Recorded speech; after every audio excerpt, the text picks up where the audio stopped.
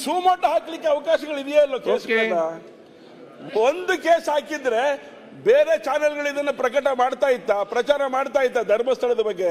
Okay, next. ಧರ್ಮಸ್ಥಳದ ಬಗ್ಗೆ, ಧರ್ಮಸ್ಥಳವನ್ನ ಇವತ್ತಿನ ದಿವಸ ಯಾವ ರೀತಿ ನಿಲ್ಲಿಸಿದ್ದಾರೆ, ನೋವಾಗೋದಿಲ್ಲ ಹಿಂದೂ ಸಮಾಜಕ್ಕೆ ನೋವಾಗ್ತಾ ಇದೆ. ಅದಕ್ಕೆ ಸರಿಯಾದಂತ ಒಂದು ಉತ್ತರವನ್ನ, ಸರಿಯಾದಂತ ಒಂದು ಸಮಾಧಾನವನ್ನ ಕೊಡಿ ಅಂತೇಳಿ ಸರ್ಕಾರಕ್ಕೆ ನಾವು ನಿರೀಕ್ಷೆ ಮಾಡಿದ್ರೆ ನೀವೇನ್ ಹೇಳ್ತಾ ಇದ್ದೀರಿ, SIT ವಿರೋಧ ಮಾಡ್ತೀರಾ ಅಂತ ಕೇಳ್ತೀರಾ.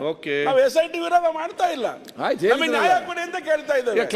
ಹಿಂದೂ ಬಾಂಧವರಿಗೆ ನ್ಯಾಯ ಕೊಡಿ ಅಂತ ಕೇಳ್ತಾ ಇದ್ದೇವೆ. ಕ್ಲಾರಿಫಿಕೇಶನ್ ಕೇಳಿ. ಕ್ಲಾರಿಫಿಕೇಶನ್ ಕೇಳ್ತಾ ಇದ್ದೀನಿ. ನಾನು ಕೇಳ್ತಾ ಇರೋದು ಹಿಂದೂಗಳೇ ಆಗಿರೋಂತ ನೋವಿಗೆ ನ್ಯಾಯ ಕೊಡಿ ಅಂತ ಕೇಳ್ತಾ ಇದ್ದೀನಿ. ಇದನ್ನೇ ಕ್ಲಾರಿಫಿಕೇಶನ್.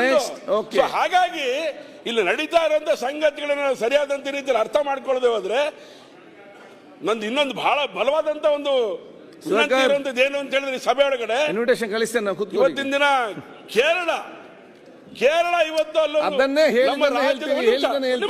ಮಧ್ಯ ಕೇರಳ ಇವತ್ತಿನ ದಿವಸ ನಮ್ಮ ರಾಜ್ಯದ ಬಗ್ಗೆ ಧರ್ಮಸ್ಥಳದ ವಿಚಾರಕ್ಕೆ ಸಂಬಂಧಪಟ್ಟಂತೆ ನಿರ್ಣಯ ಮಾಡುತ್ತೆ ಅಂತ ಹೇಳಿದ್ರೆ ನಮ್ಮ ರಾಜ್ಯವನ್ನ ಹರಾಜು ಹಾಕುವಂತ ಕೇರಳದ ಬಗ್ಗೆ ಇಲ್ಲಿ ನಿರ್ಣಯ ಮಾಡ್ಬೇಕಲ್ವ ನಾವು, ಅದನ್ನ ಖಂಡನ ನಿರ್ಣಯ ಮಾಡ್ಬೇಕಲ್ವ ನಾವು, ಮಾಡಿ ಅಂತ ನನ್ನ ವಿನಂತಿ. ನೆಕ್ಸ್ಟ್ ಮಾಡಿ ಖಂಡನ ನಿರ್ಣಯ ಯಾಕೆ ಮಾಡೋದಿಲ್ಲ? ಆಯ್ತು, ಹೇಳಿದ್ರಲ್ಲ, ನೋಡುವ ಈಗ ಮುಂದಕ್ಕೆ ಹೋಗಿ.